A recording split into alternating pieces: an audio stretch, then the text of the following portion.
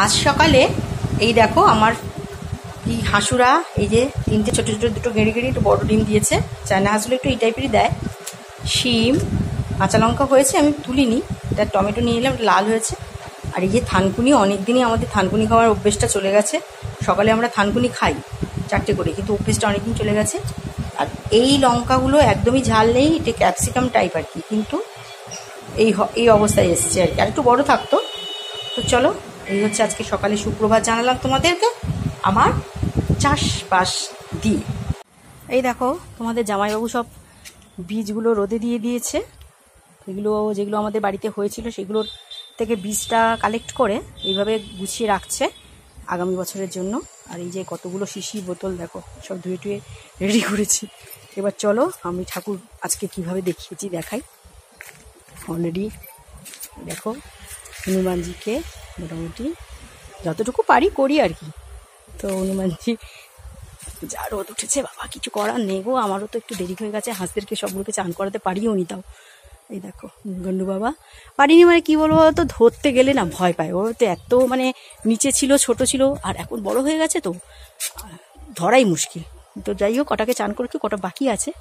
তো তোমাদের জামাইবাবুকে বলেছি আমি, কি করে দেখি, যদি সে পারলো তো পারলো, নাহলে আইডেন্টিফাই করা আছে, কালকে আবার সেগুলোকে পাকড়াবো।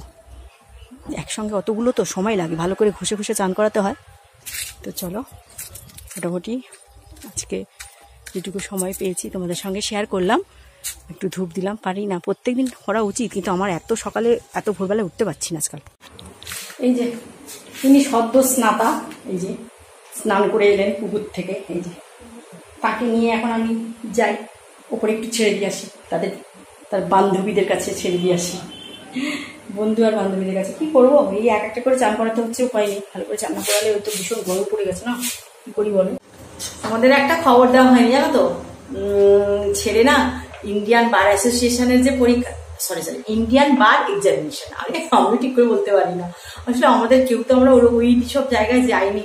তো আমার বাপির খুব ইচ্ছে ছিল যেন ও লটা পড়ে, মানে আমার বাপির খুব ইচ্ছে ছিল আর কি, আর ওর বাবারও খুব ইচ্ছে ছিল, মানে এবারে যাই হোক, এবারে তো ওর ব্যাচে কেউ তেমন পরীক্ষা দেয়নি, ওর তো জাস্ট পরীক্ষা শেষ হওয়ার 2.5 মাসের মধ্যেই পরীক্ষাটা ছিল। তো আমরা ভাবতে পারিনি যে মোটামুটি যাই হোক ভগবানের ইচ্ছায় তোমাদের আশীর্বাদে পাশ করে গেছে, অল ইন্ডিয়া বার এক্সামিনেশনের পরীক্ষাটায় মোটামুটি করেছে। আর তোমাদের আশীর্বাদ দাও, ভালো থাকুক, কিচ্ছু চাই না গো, আমার চাই আমি কি বলতো, শুধু সুস্থ থাকুক, ভালো থাকুক, এইটুকু আমার কাম্য, আর কিচ্ছু না।